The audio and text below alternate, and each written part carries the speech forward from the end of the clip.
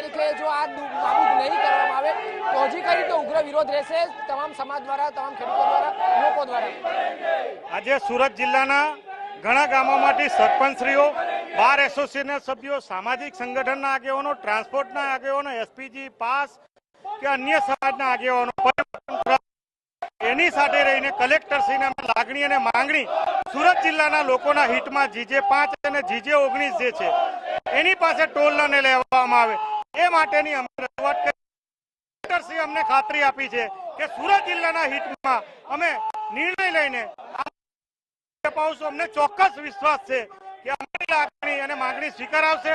જો અમારી લાગણી ન સ્વીકારવામાં આવે તો નાકર સમિતિ જે ટોલ બચાવ સમિતિ છે એની હેઠળ ગાંધી ચિંધ્યા માર્ગે અમે આંદોલન કરવાના છીએ.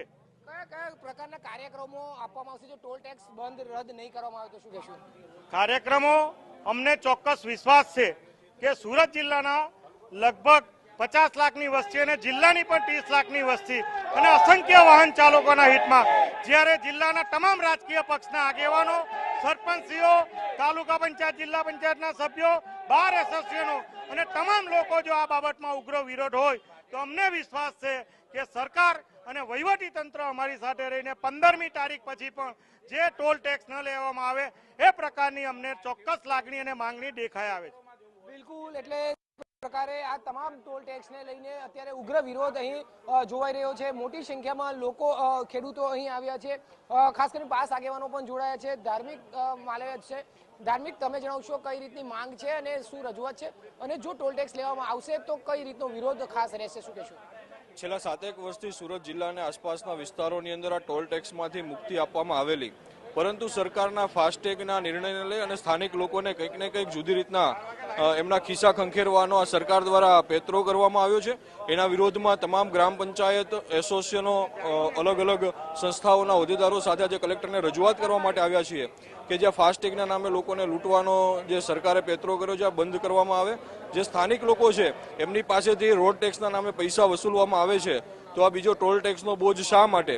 આ વાત સાથે રજૂઆત કરી છે. આગામી 15 તારીખ સુધીમાં જો લેખિતમાં બાહેંધરી રૂપે અમારી વાત સાંભળવામાં નહીં આવે તો હાઈવે ચક્કાજામ સુધીના કાર્યક્રમો આપી અને અમે સરકારના આ નિર્ણયનો વિરોધ કરીશું. તમે જણાવશો, તમે એક જુદા સંગઠનથી લોકો સાથે રજૂઆત કરવા આવે છે, શું માંગ છે અને શું કઈ રીતનો વિરોધ રહેશે જો ટોલ ટેક્સ બંધ નહીં કરવામાં આવે? હું કાંઠા વિભાગ યુવા પોલીસમાં પર્યટન ટ્રસ્ટી પ્રકાશ કોન્ટ્રાક્ટર બોલું છું. અમારા ખાસ મુખ્યત્વે કામરેજ અને ભાટિયા ટોલ ટેક્સ છે અને અમારે ભાટિયા ટોલ ટેક્સ અમને સૌથી ઇફેક્ટ કરે છે. શરૂઆતના તબક્કે પણ અમારા વિરોધ ત્યાં હતો જ, કારણ કે 20 કિલોમીટરની પેરાપેરીની અંદર એમને ટેક્સ નહીં લેવો જોઈએ, કારણ કે અમારા ખેડૂતોથી લઈને ઘણા બધા ખેડૂતો ત્યાંથી પાસ થતા હોય છે અને કાયમ એમને અવરજવર કરવા ખેતી કામ માટે કહેવાનું હોય જ છે. તો આ ટોલ ટેક્સ જે લેવામાં આવે છે એ ખૂબ જ અન્યાયી અને કોઈપણ સંજોગમાં ચલાવી લેવામાં નહીં આવશે. અને જો કદાચ આ લોકો કોઈ પગલાં નહીં લેશે સરકાર, તો 15 ડિસેમ્બરથી આંદોલન ચાલુ કરવામાં આવશે.